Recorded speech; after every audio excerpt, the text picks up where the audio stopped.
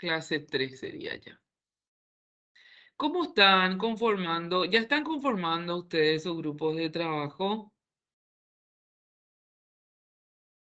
¿Nadie todavía conformó su grupo de trabajo?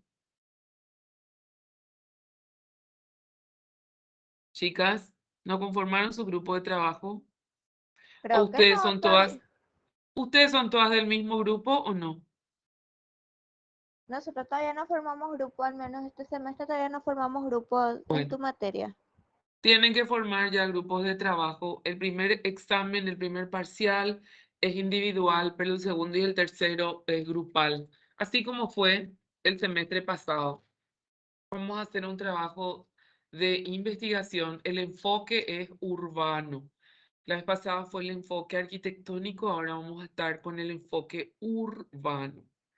Así es que ¡Ah! seguimos con Se me sustentabilidad escucha bien ahí, pero no se ambiental. me escucha en clase, no entiendo por qué. Bueno, Tengo algún el problema tema de de la micrófono. sustentabilidad Mal, mal, mal, ambiental mal, mal, mal. se refiere justamente Uh, al hola, hola, consumo hola, hola, de hola. los recursos que nos da la naturaleza. O Perdón, sea, si esto escuchan es en muy vídeo, repetitivo, me disculpa. Solo así es quería que probar. no se No cansen está porque funcionando el siempre vamos a micrófono. estar dando la vuelta sobre las tres patas que sostienen la sustentabilidad, que son lo social, lo económico y lo ambiental.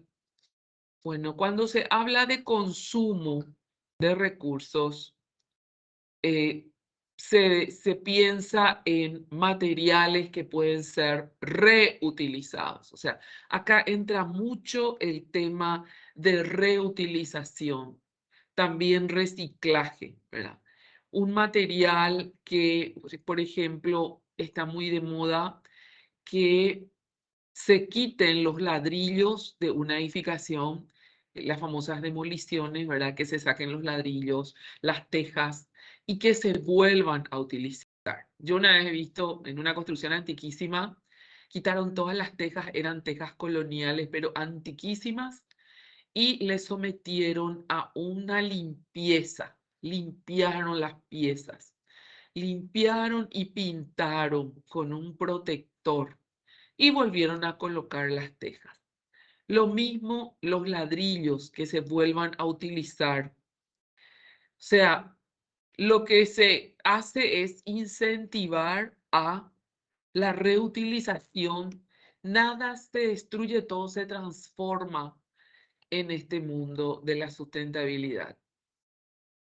Miren, hay lo que se conoce como la huella de carbono, que es el proceso de un producto, el proceso que lleva ahora a un producto, o sea, desde la materia prima, todo el proceso hasta obtener, por ejemplo, una cartera o una sábana o una ropa o lo que sea, porque hay una cadena de procesos a la que se someten, ¿verdad?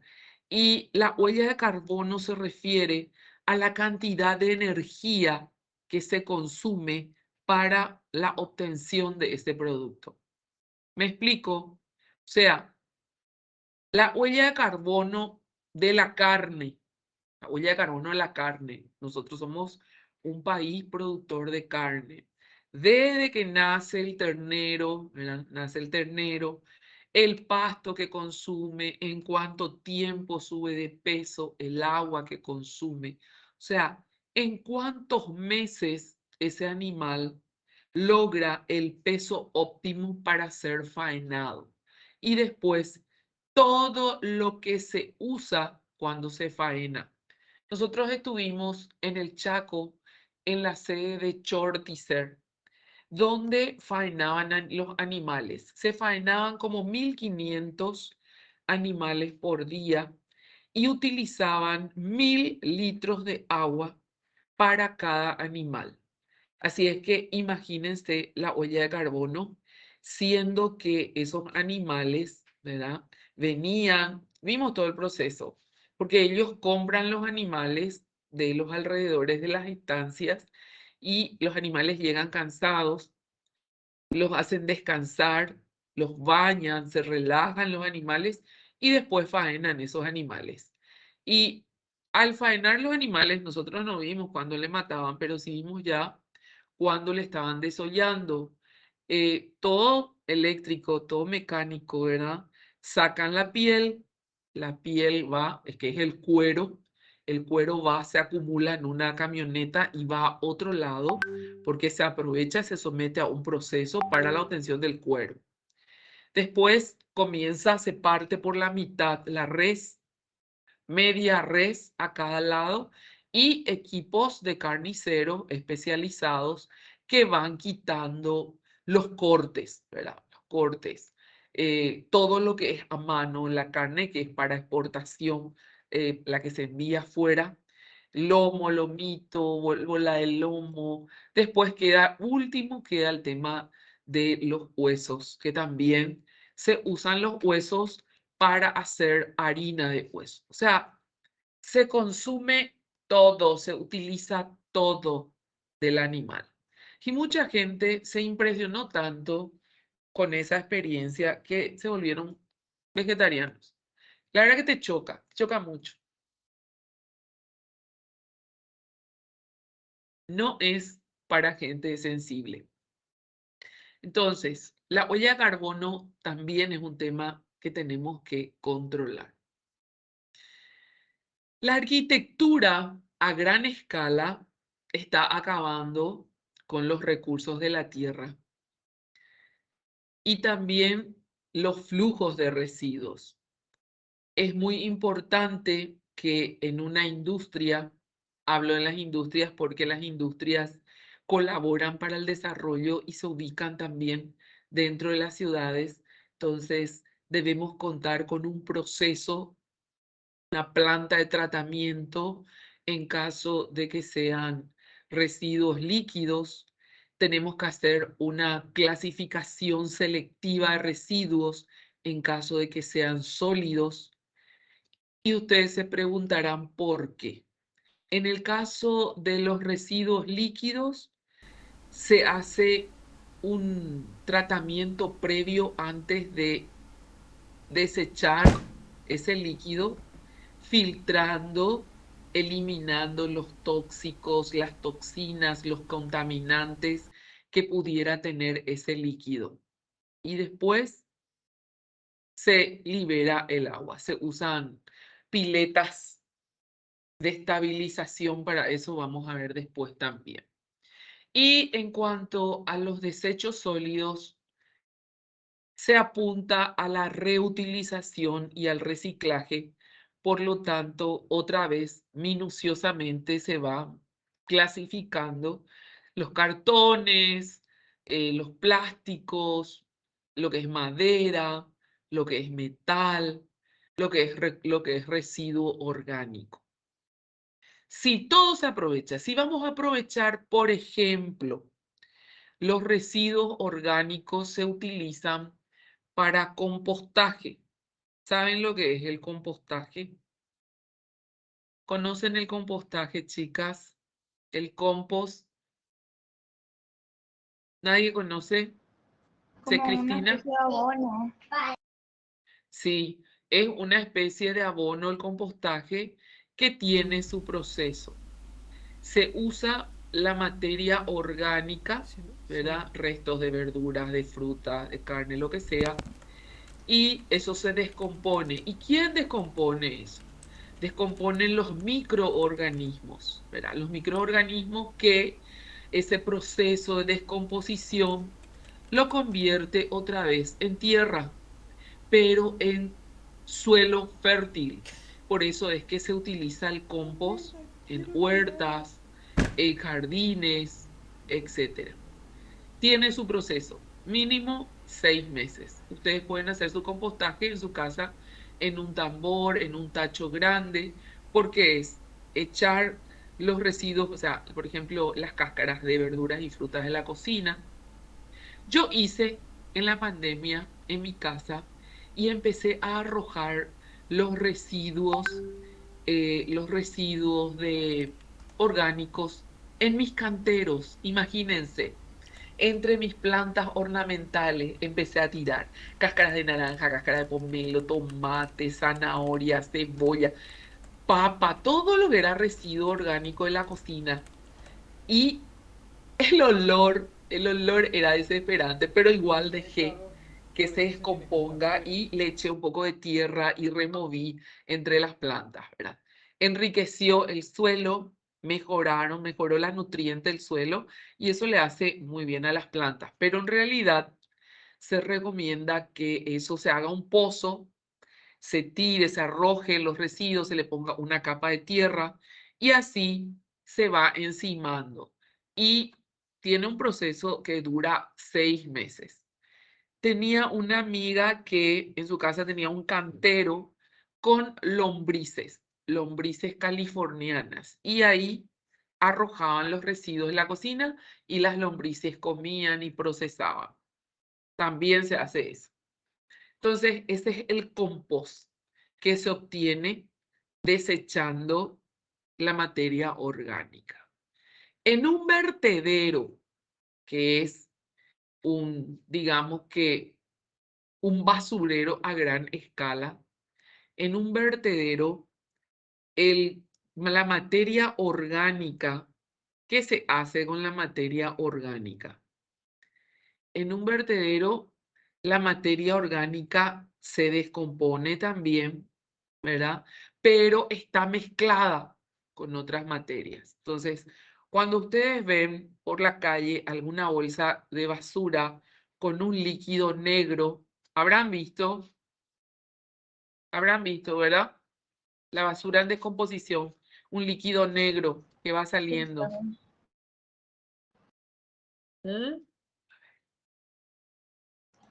¿Solés ver, Cristina? Sí, cuando se acumula y no se tira, por ejemplo, agarras o chocas con una bolsa y ya sale el liquidito de eso. Bueno, ese líquido se llama lixiviado.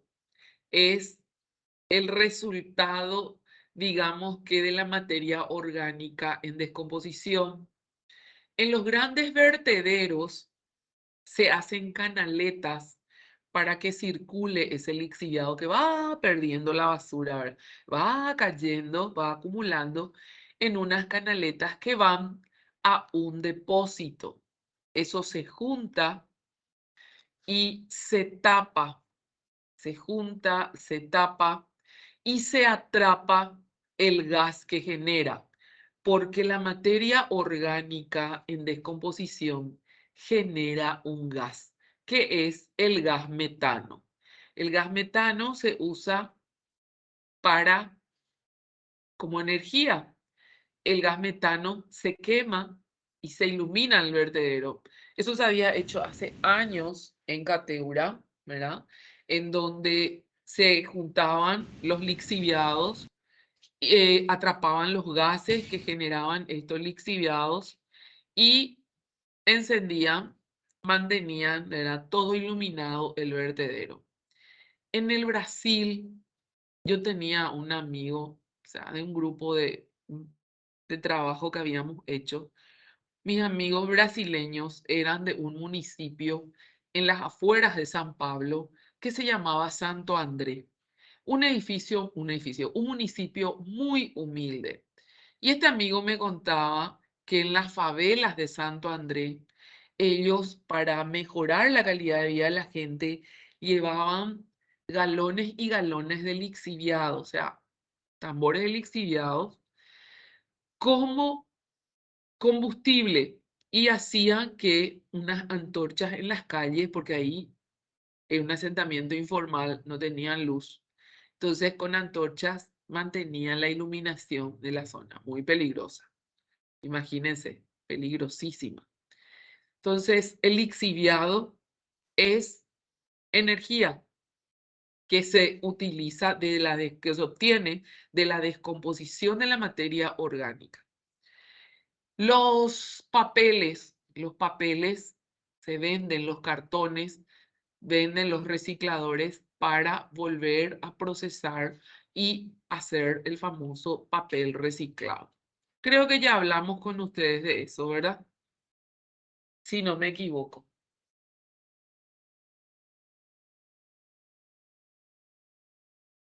Hablamos de papel reciclado. Bueno, el papel reciclado ya es un papel de segunda, por decirlo así, al menos si se usa en su estado natural, y generalmente se usa para papel higiénico, el papel reciclado. El papel higiénico común, no ese papel higiénico blanco. El papel higiénico, ese medio marroncito, ese es a partir de papel reciclado. Cajas de cartón también se obtienen a partir de papel reciclado. Y hay veces que se obtiene un papel más duro, que se utiliza también para hacer muebles. Se utilizan para hacer maquetas. Es papel reciclado, ¿verdad?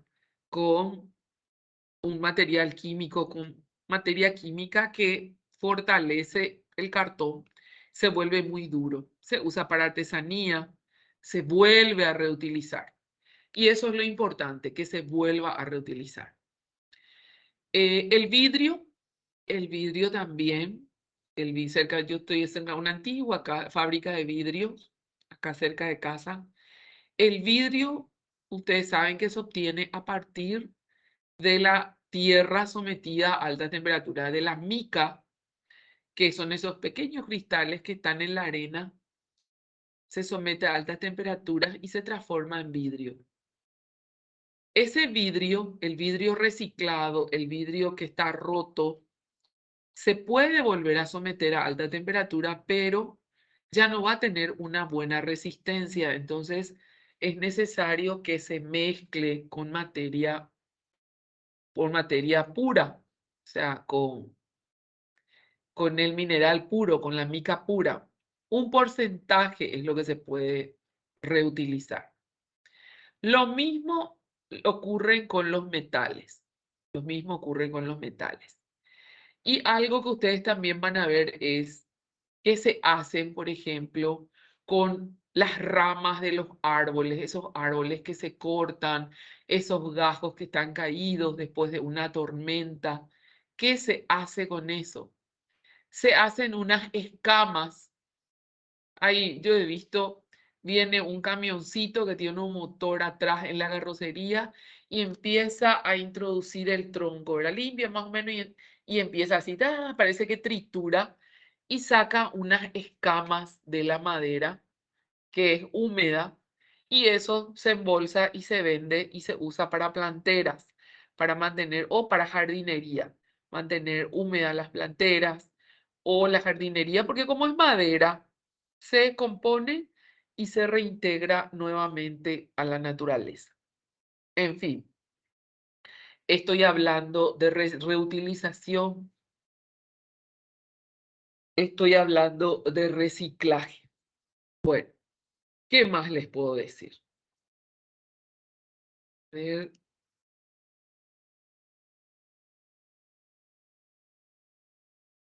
Otra cosa,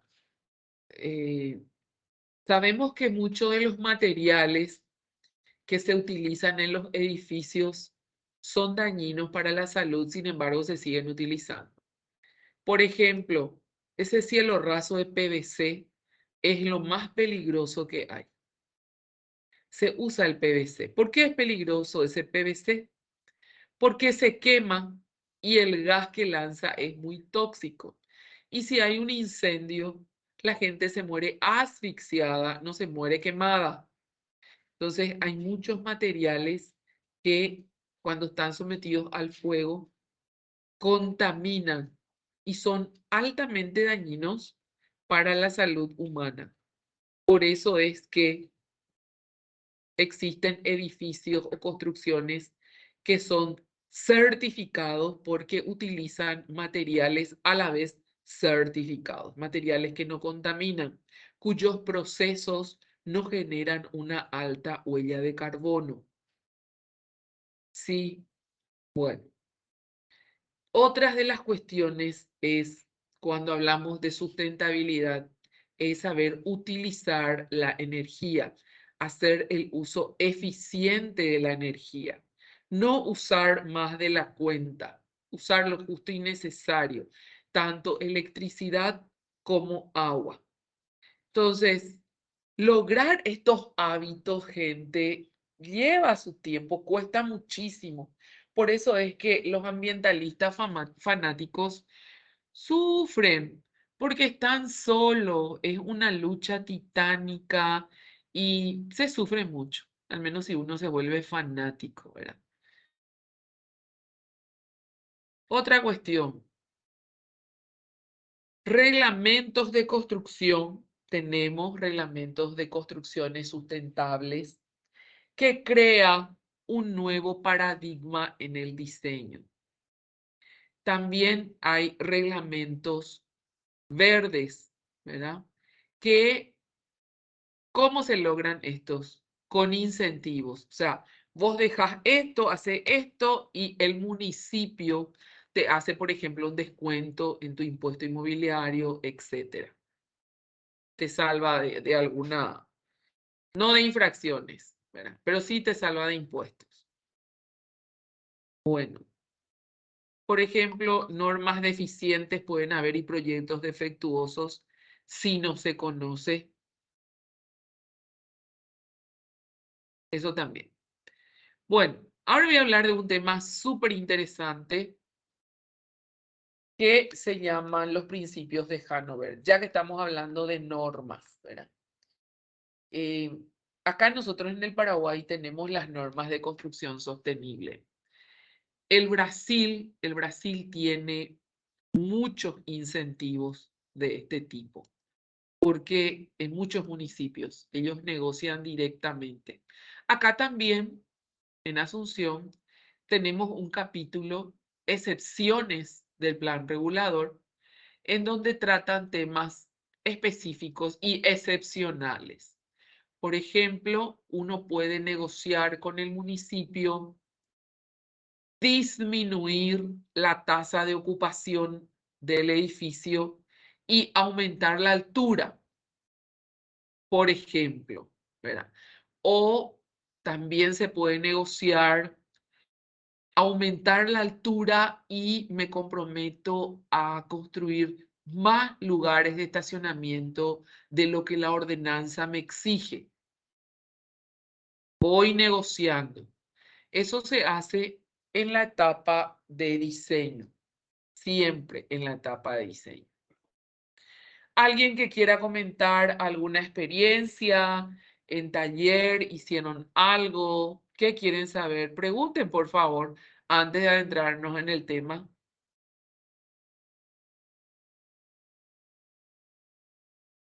Nadie nunca estuvo relacionado con una construcción sostenible.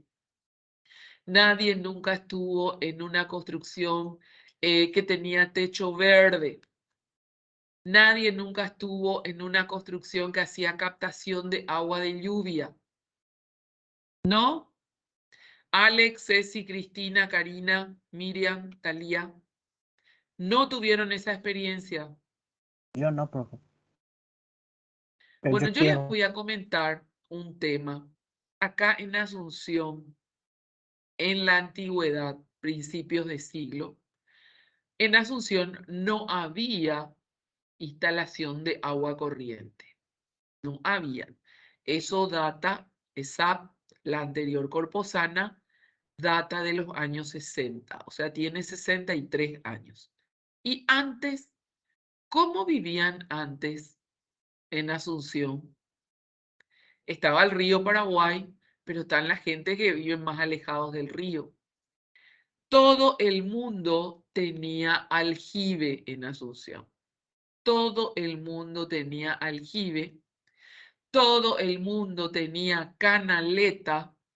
Y en el caño de bajada de la canaleta, todo el mundo también tenía un tambor.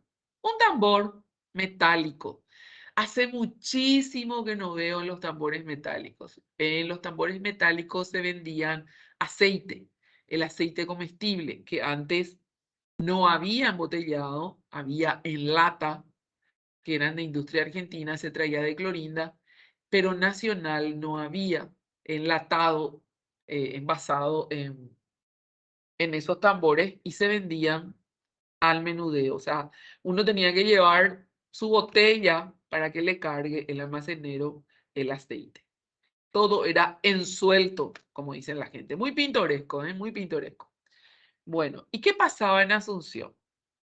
Hacía tanto calor, la gente, saben, un patio asunceno típico, había un pozo de agua, otros tenían aljibe, una enredadera famoso, jazminero.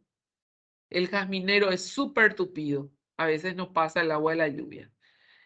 Famoso el jazminero, un pergolado grande, la gente se sentaba abajo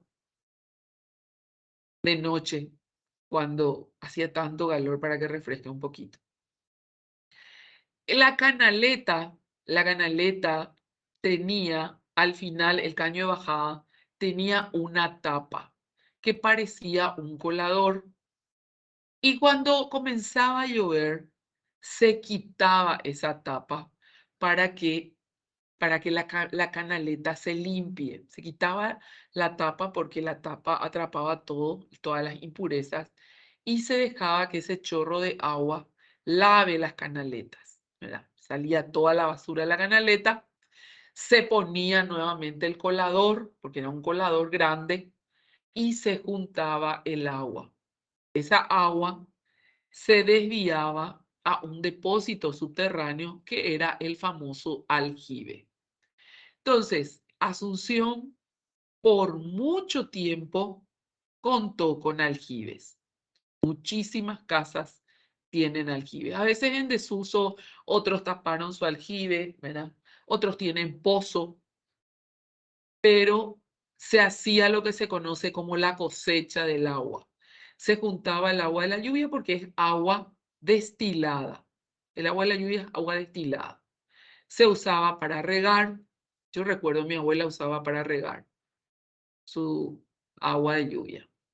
Y la gente se lavaba el pelo también con ese porque no tenía nada, no tenía nada. Era agua destilada. Bueno, entonces, en los Profe, eso, antiguos, eso no se usa hasta ahora en día en el Chaco, que van no, juntando el agua, la lluvia y eso. no, ellos usan, se llama pozo australiano, porque en el Chaco hace demasiado calor y vos tenés que tener bajo tierra tu depósito de agua, bien bajo tierra, porque o si no se evapora.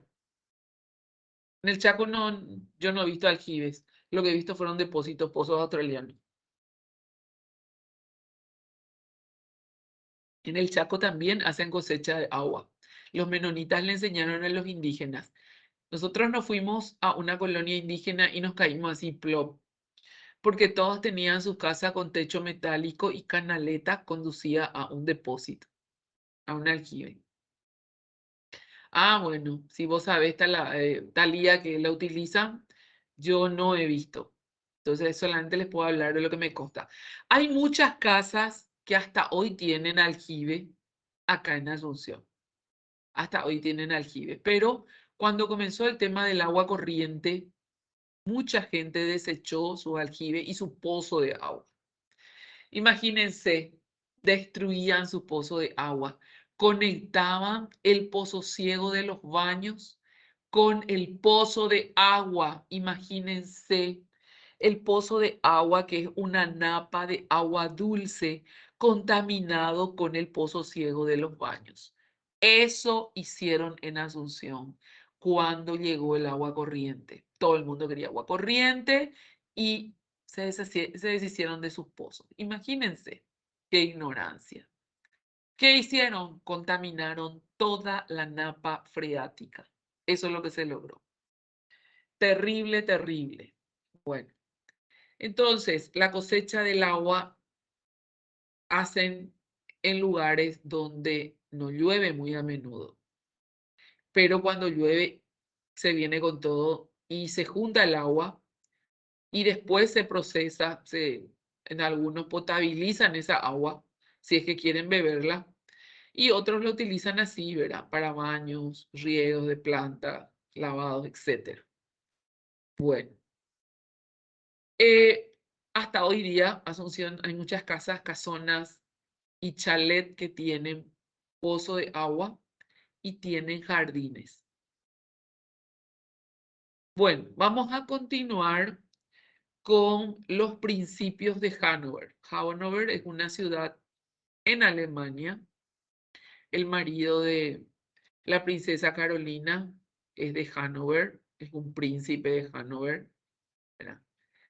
¿Y qué pasó en Hannover en el año 2000, hace 23 años? ¿Qué pasó? ¿23 hace? Sí, en el año 2000.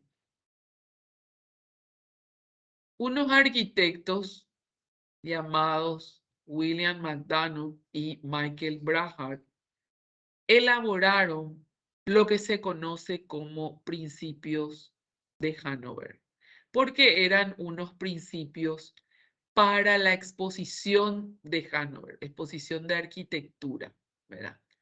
Que debería regir para el diseño y la construcción de lo que se iba a hacer en esa exposición. En una exposición de arquitectura, estos principios ayudarían a crear los cimientos o la base de una nueva filosofía de diseño. O sea, los principios de Hannover fueron la primera expresión de una nueva forma de pensar, en donde uno se pregunta, ¿por qué no se diseña de manera tal que se soporte al medio ambiente en lugar de aceptar lo tradicional de los daños que el diseño ocasiona?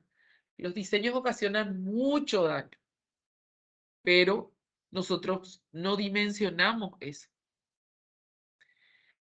Bueno, estos principios rigieron en esta exposición mundial del año 2000, en donde el tema era humanidad, naturaleza y tecnología. Justamente porque la humanidad, estamos hablando de los espacios humanizados, la humanización de los espacios, ¿verdad? La humanización de los espacios, más a escala humana, más para la gente que otra cosa. Los diseños, las propuestas tienen que ser para muchas personas, no para una sola. Cuanto más personas se benefician, mejor. Bueno, entonces, cuando fue el Día Mundial del Medio Ambiente, la Comisión Mundial del Medio Ambiente y Desarrollo, el concepto de sustentabilidad significa satisfacer las necesidades del presente sin comprometer a las futuras generaciones para satisfacer sus propias necesidades. Estos principios tienen muchísimos puntos y acá vamos a ver, no todos, pero por lo menos algunos de los puntos, ¿verdad? Uno de ellos es insistir en los derechos de la humanidad y la naturaleza para coexistir. El otro es reconocer la interdependencia, respetar las relaciones entre el espíritu y la materia, aceptar la responsabilidad por las consecuencias del diseño. Y en fin, hay muchísimo, muchos son. ¿Qué nos enseñan estos principios? Nos enseñan que tenemos un límite a la hora de diseñar. Tenemos un límite. Y límite en el sentido del diseño, cómo va a ser mi diseño, qué es lo que quiero lograr con mi diseño. Muchas veces no lo puedo lograr, ¿verdad? Por eso hacemos 2 y 3 veces. Bueno, los principios también establecen un lente a través del cual podemos reimaginar el diseño de edificios de forma positiva dentro de un marco positivo de principios. Los principios sugieren que es posible diseñar edificios que sean comercialmente productivos y ecológicamente inteligentes. Ejemplo, este edificio que vemos acá, que está diseñado de manera a que produzca oxígeno para el interior del edificio y que capturen el carbono. ¿Se entiende o no se entiende? ¿Alguna pregunta?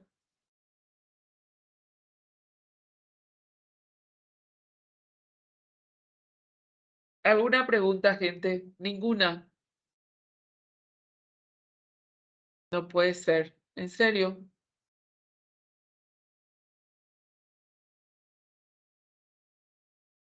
No tiene sentido entonces que yo dé clases y nadie pregunta nada.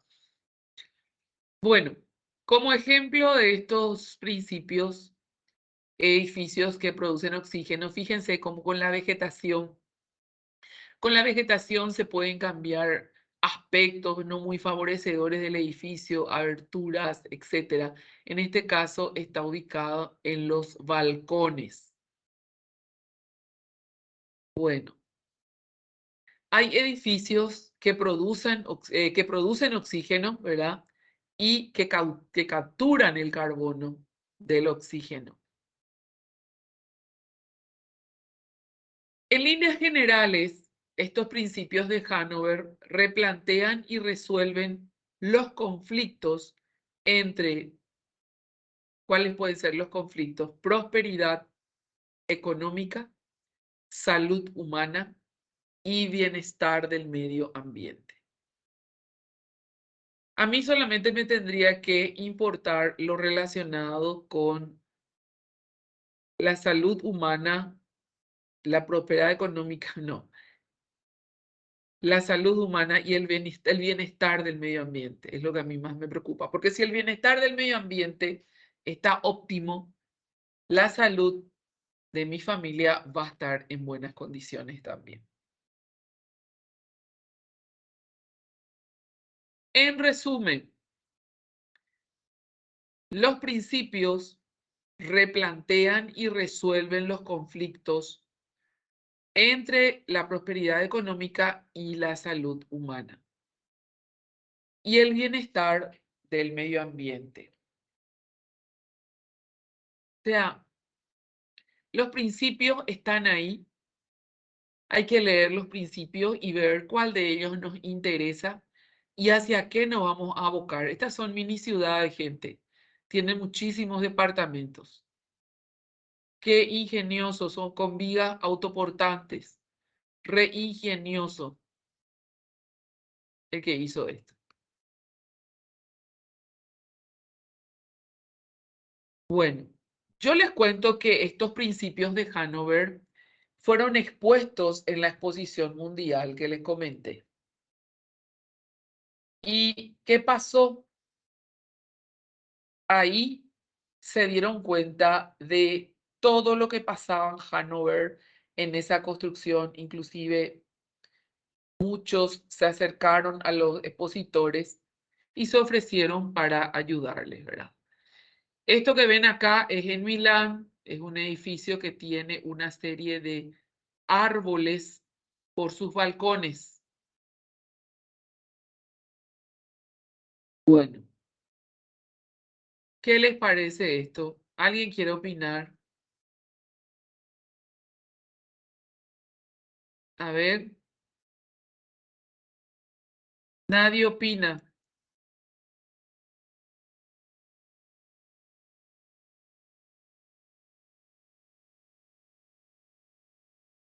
Alex, ¿dónde estás? Ceci, ¿dónde estás? Cristina, ¿dónde están?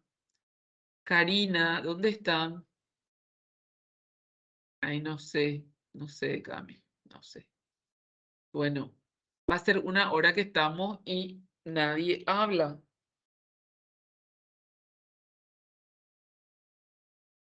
Bueno, entonces, estos principios de Hanover tuvieron repercusiones en toda Europa. En toda Europa se trató este principio, inclusive acá, en nuestro país.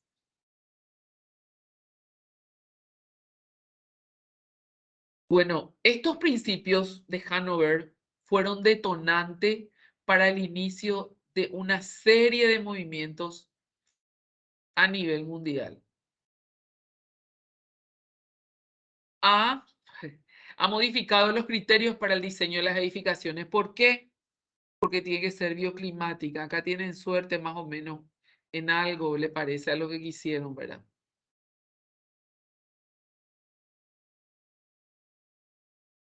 La arquitectura sustentable se convierte en un ejercicio fundamental de construcción a la reducción del daño ambiental, al ahorro de recursos naturales no renovables y al mejor ambiente de los hospitales, de los espacios, perdón, y el mejoramiento de los espacios habitables. De repente se me cruzaron las letras, perdón. Entonces, la arquitectura sustentable es un ejercicio que ustedes van a aprender. ¿Para qué?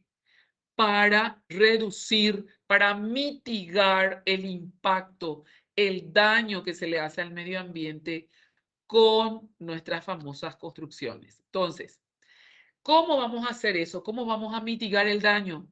Diseñando edificios que aprovechen al máximo lo que nos da la naturaleza. Aprovecharemos la luz solar, la orientación. Con ustedes, a ustedes ya les expliqué lo que era bioclimática, ¿verdad? Con este grupo ya vi bioclimática. Y me responden, por favor. En desarrollo 1 dimos eso, profe. No. Bioclimática en desarrollo 1. Ah, cierto.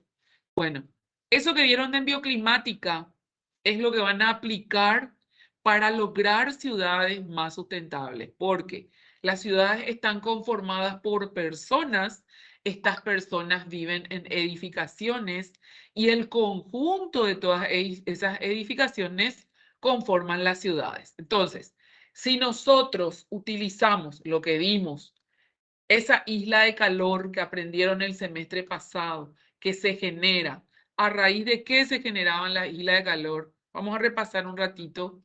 A ver, ¿por qué se generaban las islas de calor? Díganme. ¿Por qué se generaban las islas de calor? ¿Quién me puede decir?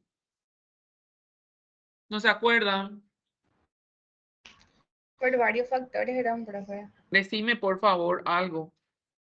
Y primero Decí- era que esté en una, o sea, tendría que estar en la ciudad, depende de la movilidad, la circulación que vaya cerca, la vegetación, los materiales. Más los materiales, ¿verdad? Más los materiales que se utilizan. Entonces, si ustedes conocen una serie de materiales que no generan impacto, que no absorben mucho calor, que no reflejan todo eso que vimos en el semestre pasado, ¿verdad?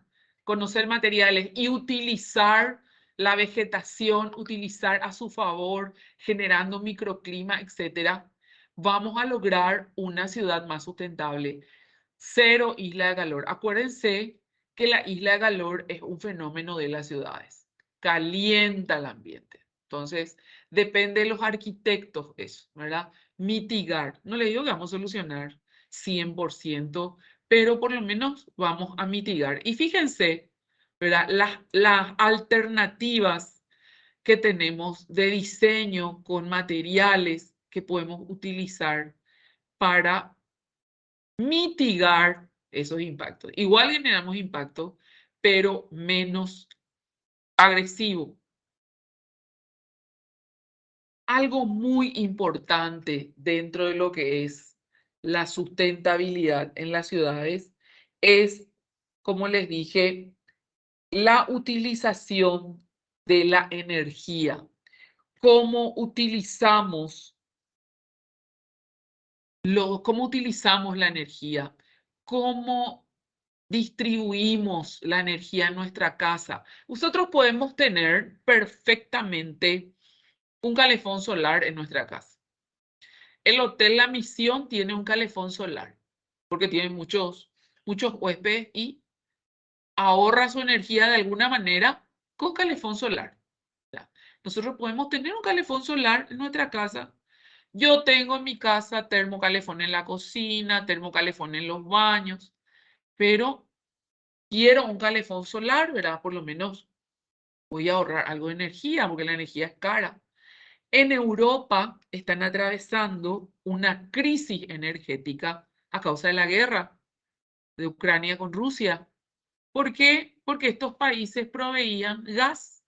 Entonces, no sé cómo van a pasar el invierno esta gente, ¿verdad? No sé cómo pasaron. Pasaron mal. Y ahora va a llegar su primavera y después el verano. Se van a derretir. Un alumno que está en España, que justamente se especializó en todo lo que es construcciones sustentables, me estaba contando que la gente se muere de calor porque no quiere prender su ventilador, no quiere prender su calefacción ni su aire acondicionado, porque el costo de la energía es altísimo. Ellos usan gas, hay también calefones que son a gas. Ellos usan gas natural. En la Argentina se usa gas natural. Y hay una ciudad de la Argentina, un pueblo que se llama San Juan, en donde toda la ciudad tiene agua termal en sus cañerías. Imagínense, agua caliente, ellos sí que no usan calefón. Todo el mundo tiene agua termal en sus cañerías. Qué interesante, ¿verdad? Nosotros no tenemos eso. Entonces, tenemos que ver la forma. ¿Cómo vamos a disminuir el uso de la energía? Y vamos a ver los tipos de energía que estamos consumiendo muchísimo, que son energías no renovables. Carbón, petróleo, gas, uranio. ¿Y cuáles son las renovables? Que son las que tenemos que usar. La energía solar, la hidráulica, la eólica, biomasa, mareomotriz, energía de las olas y la geotérmica. Nosotros no tenemos mar. ¿Qué es lo que podemos usar acá en nuestro país? ¿Qué tipo de energía es la más favorable para nuestro clima? ¿Qué creen ustedes? ¿Qué energía sería la que elegiríamos? ¿Qué me dice? ¿Quién me puede responder eso? Solar e hidráulica, profe. ¿La qué? Solar e hidráulica. Muy bien. La biomasa tampoco, porque acá la biomasa es quemar esa madera que sacan de los bosques, ¿verdad? Es demasiado. Entonces, lo ideal es aprovechar al máximo la energía solar y nosotros, de hecho, toda la energía que proviene de Itaipú es energía hidráulica. Nosotros somos el primer país productor de energía limpia, a pesar de que Itaipú es mucho más pequeño que la gran represa de China. ¿Por qué creen ustedes que nosotros somos mayor productores que ellos, siendo que nuestra represa es chiquita? ¿Cuál es el factor determinante? A ver, usen su imaginación. Puede ser el caudal de agua, profe. No, no, no, no.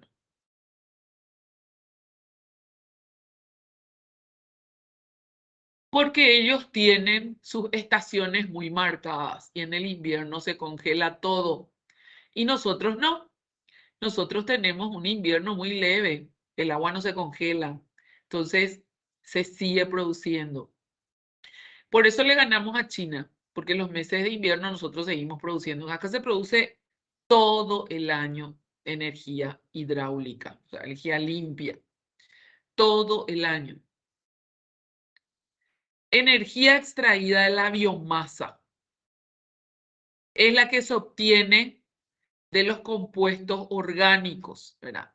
Biomasa, perdón, yo les dije biomasa porque estaba pensando solamente en las ramas y compañía que depredan los bosques y queman todo. No, biomasa también es, por ejemplo, obtener energía del estiércol de los animales. Se utiliza el estiércol de vacas, el estiércol de cerdo, el estiércol de gallina. Todo eso se utiliza para hacer biomasa, para hacer energía, porque emana un gas, el gas metano. Y les dije, estos animales, el estiércol de estos animales emana gas. El gas metano, eso se atrapa y se convierte en energía, ¿sí? Entonces se obtienen de los compuestos orgánicos mediante procesos naturales. Estos se degradan, se descomponen y liberan energía. De la biomasa se puede obtener biogás. Combustible se obtiene, ¿verdad? De todos los desechos orgánicos obtienen biogás, el famoso biodiesel, alcohol, el alcohol que se obtiene de la caña de azúcar. Ustedes saben, el alcohol se obtiene de la caña de azúcar y para obtener el alcohol se desecha la vinaza. La vinaza es un desperdicio ya, ¿verdad? Que sale de la caña de azúcar cuando se forma el alcohol, ¿verdad? O sea, podemos obtener aceite, también podemos obtener pellet para quemar. Por ejemplo, un pellet para quemar es la cascarilla del coco. ¿Conocen ese nuestro coco chiquitito? Todos conocen ese coco, ¿verdad? Sí, Ese coco chiquitito, la cascarilla sirve para, se quema y se avivan las calderas, por ejemplo, con ese, porque es durísimo. Se utiliza como pellet, como pellets. Bueno, otra cuestión, el calentamiento global. El calentamiento global. El tema de la radiación, el tema del gas efecto invernadero, el GEI, cuando ustedes ven el GEI, quiere decir gas efecto invernadero. Retiene la radiación infrarroja y aumenta, acá se forma como una capa, no sale la radiación, vuelve a la Tierra y eso es lo que emite ese rayo que quema todo, produce cáncer de piel, etc. Muy caliente. Fíjense este glaciar de la Patagonia. En 1928 estaba todo cubierto de hielo y en el 2004 era un lago. Probablemente siempre fue un lago, ¿verdad? Solo que era un lago congelado, pero es el mismo paisaje. Se está calentando la Tierra, se están derritiendo los glaciares. ¿Cómo, quién es, bueno, cuál es la causa del calentamiento de la Tierra? ¿De qué depende la temperatura de la Tierra? ¿Ustedes saben de qué depende la temperatura de la Tierra? Cuando hace mucho calor, se está calentando. ¿De qué depende la temperatura de la Tierra? ¿No del saben? sol, profe. No, nada que ver. No, no. La temperatura de la Tierra depende de las corrientes marinas. Grábense eso, cultura general. De las corrientes marinas. Las corrientes se calientan y se derriten los polos.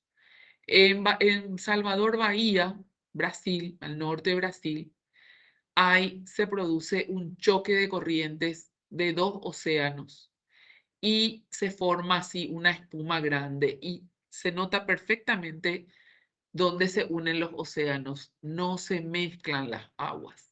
Es increíble, pero es así. No se mezclan porque son de densidades diferentes. Por eso no se mezclan. Entonces, la eficiencia energética. La energía es el sector de mayor inversión de gases de efecto invernadero. Además, es el que genera el rápido crecimiento de esas emisiones. Tenemos que ser responsables. El gas que se usa en la heladera, el gas que se usa en el aire acondicionado, el gas que emana para los desodorantes, todos esos gases generan ese efecto invernadero. ¿Me pueden esperar un ratito, por favor? 3 minutos.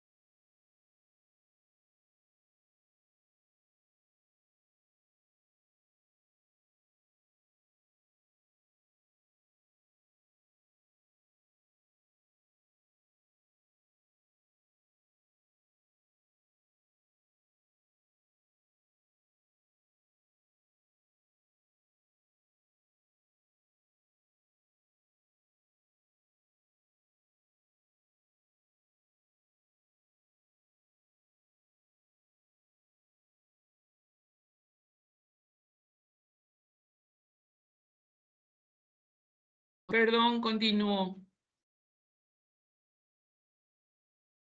Entonces, ¿qué es lo que tenemos que hacer? ¿Cuál es nuestra responsabilidad? Están todas mujeres acá. Hay un hombre, Alex, el único nene. Bueno, el tema de la casa.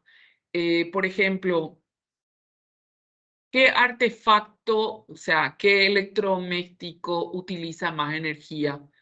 Ustedes saben lo que más consume dentro de la casa. ¿Alguien sabe qué es lo que más consume?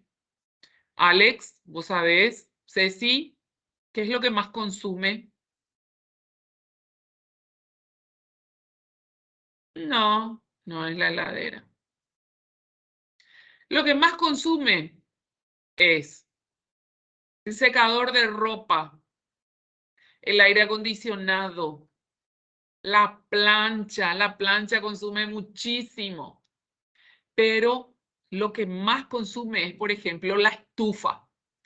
Si ustedes usan estufa, mira, hay gente que el aire acondicionado, o sea, tiene la opción de calefactor, ¿verdad? Aire caliente, pero hay gente que usa todavía esa estufa, ¿verdad? Que vienen, enchufan y prenden. Bueno, esa estufa consume muchísimo. Y la ducha, esa ducha eléctrica, la famosa ducha Corona, que todo el mundo dice Corona, pero hay muchas marcas. La ducha eléctrica consume muchísimo también. Así es que para notar una diferencia, cómprense termocalefón o cómprense un calefón solar. Cambien los focos, dejen de usar fluorescentes, usen focos bajo consumo y van a notar un cambio muy grande en el costo de la energía. Por supuesto que los focos de bajo consumo son caros, ¿verdad? Pero yo les puedo asegurar que vale la pena la inversión. Pues yo hice ese experimento, cambié todito, me acuerdo, cuando aparecieron los focos de bajo consumo, cambié todos los fluorescentes, todos focos bajo consumo. Y realmente se nota la diferencia en la factura, ¿verdad? Y se plancha, bueno, en mi casa nadie plancha, pero se tiene que planchar de mañana temprano o de noche bien tarde, pero nunca a la hora pico, que es las 8 de la noche, que todo el mundo está en su casa. ¿Cómo fue este verano? Tuvimos cortes eléctricos este verano. ¿Por qué? Porque todo el mundo utiliza su aire acondicionado a partir de las 7 de la noche. Vienen de su trabajo, lo primero que hacen es prenden su aire, ¿verdad? Y se sobrecarga. Acá en mi casa está el aire las 24 horas, porque yo me jubilé, mi marido también, y estamos acá todo el día, ¿verdad? Y es insoportable el calor. El tema de la chikungunya, no puedes salir al patio, te pones repelente, empezás a sudar. Yo no sé si ustedes usan repelente, pero es muy peligroso este tema de la chikungunya. Así es que hay mosquitos, gente. Hay que cuidarse, hay que cuidarse. Es terrible. Bueno, ¿qué más? Acá están los desafíos, ¿verdad? Cómo se representa con una gorrita cuando hace mucho frío. En Alemania, en Europa, se consume mucho. Ellos también usan, bueno, usan argamasa. En los Alpes, en las montañas, usan mucho, usan leña, pero también hay leña ecológica. La leña ecológica que se hace de residuos y tienen más un retardador para que no se queme rápido, no se queme todo. Entonces, mezclan eso con lo que es la calefacción central. Acuérdense que en esos países, como tienen sus estaciones bien marcadas, ellos no usan los materiales que nosotros utilizamos acá. En Europa los pisos tienen calefacción, ¿verdad? Los pisos están todos conectados para que se caliente el piso. Por supuesto que no es cerámico el piso, ¿verdad? Tiene que ser madera u otro material. Tiene cielo raso, o sea, todo calienta, se calienta el piso, tienen aire acondicionado central. Acá son muy pocas las casas con aire acondicionado central. Split lo que todo el mundo tiene. Estufa y una chimenea en la casa. Bueno, fíjense ustedes, esta es una imagen de Dubái cuando hace más o menos 15 años la mayor concentración de grúas del mundo estaban en Dubái, cuando se estaba construyendo todos estos edificios en Dubái. Y la cantidad de emisiones de gases de efecto invernadero que generaban, la cantidad de energía eléctrica, la cantidad de recursos naturales, de consumo de agua en pleno desierto. Y no sé si vieron, pero ahora están construyendo la ciudad lineal. Están construyendo una ciudad lineal en Dubái, ¿verdad? O sea, era en Qatar, parece que era en Dubái. Una ciudad lineal que tiene el ancho de la ciudad es como una faja, tiene un ancho de 200 kilómetros. Chile es así. Chile tiene un ancho de 200 kilómetros. Chile es una faja, bueno, igual que Chile está, imaginen, Chile 200 kilómetros es todo un país. Ahí va a ser una ciudad, están construyendo. El impacto que eso va a generar también, ¿verdad? Imagínense. Bueno, esto es un caso chileno, valga la redundancia. Política energética y uso eficiente en el gobierno de Michelle Bachelet. Hace mucho, en el 2008 ya fue eso. ¿Qué decía su eslogan? No se trata solo de invertir en más y más energía, sino también en hacer un uso adecuado y eficiente de ella. Eso ya lo decía Michelle Bachelet.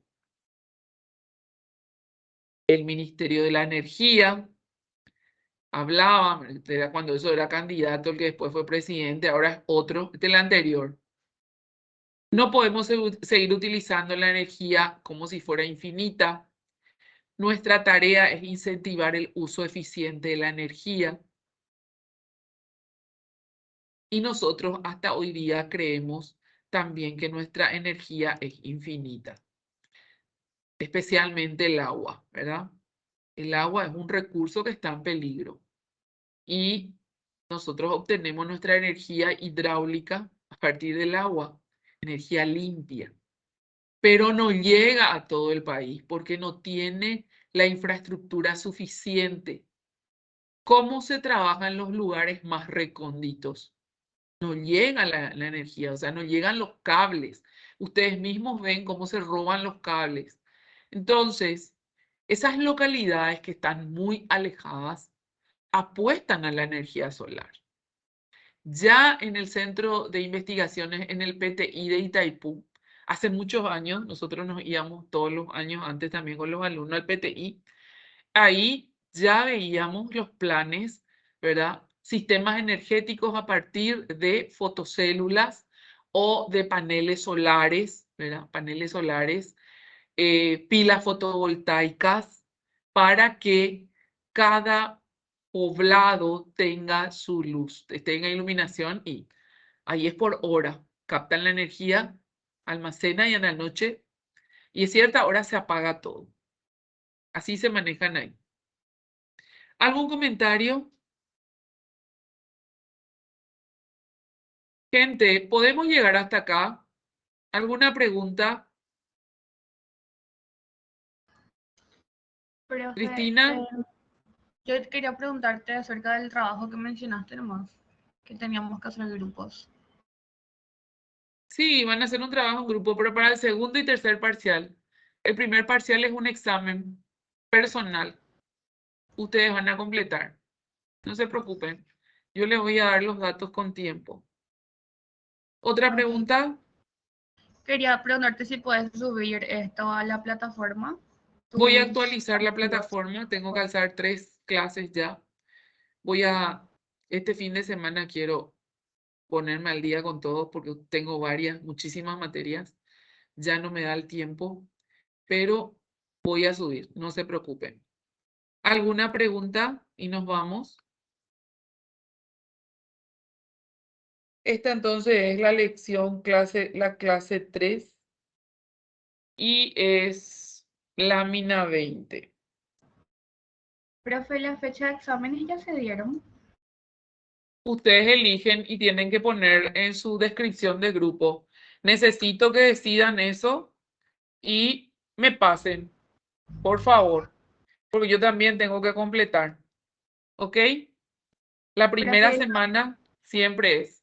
Yo no les digo eso porque en el primer día de clase habíamos dicho de que cada grupo iba a decidir su fecha, yo no tengo problema, y me pasan, eso tiene que aparecer en el grupo de WhatsApp, en donde hice descripción del grupo, entonces todo el mundo se entera. ¿Ok? Voy a ver un poco si está en el grupo. Ustedes son, no he visto luego, desarrollo sustentable. Desarrollo sustentable. Es que no tiene número y eso me mata. Tengo que ver. No dice sé qué profe, grupo es. desarrollo sustentable 2G60. No, este es G80 el que tengo. Uy. Yo tengo 3 grupos de desarrollo sustentable. Entonces, son muchísimos. Me puedes Profe, enviar, puedes Puedes escribir algo en el grupo, así me llega porque no estoy encontrando. Ahí escribió recién alguien. A ver. Sí. Voy a ver, Ceci. Sí, ahora he visto tu grupo. A ver. Ok. Dale. No me digas que no está la fecha. Es que no hay No, todavía pero no. fechas. Por favor, decidan ustedes, Ceci, decidan ustedes la fecha y compartan en el grupo. No hay muchas opciones, ¿eh?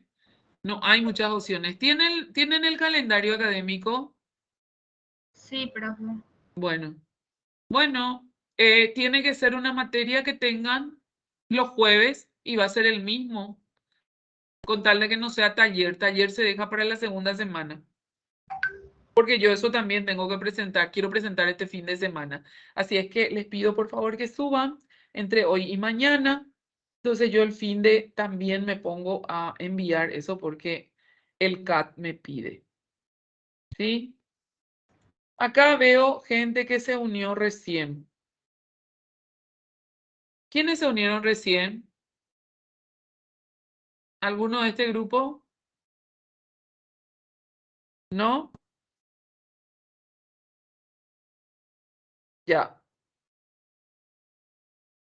Bueno, genial entonces. Dale. Elijan por favor su fecha de examen y nos vemos la próxima semana ya. Armen sus grupos de trabajo, eso también está pendiente. Armen su grupo de trabajo. Piensen, tienen que hacer un análisis urbano ambiental. Piensen en una ciudad donde les gustaría trabajar y de la cual tengan información suficiente. Yo les facilito eso, no les voy a pedir que se vayan conmigo allá a las lomas, los quinotos, gastando. Yo sé que todo el mundo trabaja, entonces les doy la opción de que ustedes propongan, postulen una ciudad. Que no sea Encarnación, por favor, 500 trabajo Encarnación, que no sea Encarnación. Vean una ciudad, si es posible. Si tienen alguna ciudad del interior, una ciudad chiquita, mejor, van a poder realizar mejor un análisis, porque si es una ciudad grande, tienen que analizar el todo, pero van a tener que intervenir en un pequeño sector. ¿Ok? Entonces, está la tarea. Armen sus grupos, armen su horario y postulen su ciudad. Chicos, qué mejor que ustedes que van a elegir su tema de trabajo justamente porque quiero facilitarles la vida. ¿Ok? Nos vemos entonces la próxima semana. Ahora tengo otra clase. Un placer. Que tengan un lindo fin de semana. Cuídense. No se olviden de Dale, subir profe, nos vemos. el horario. Chao, chao.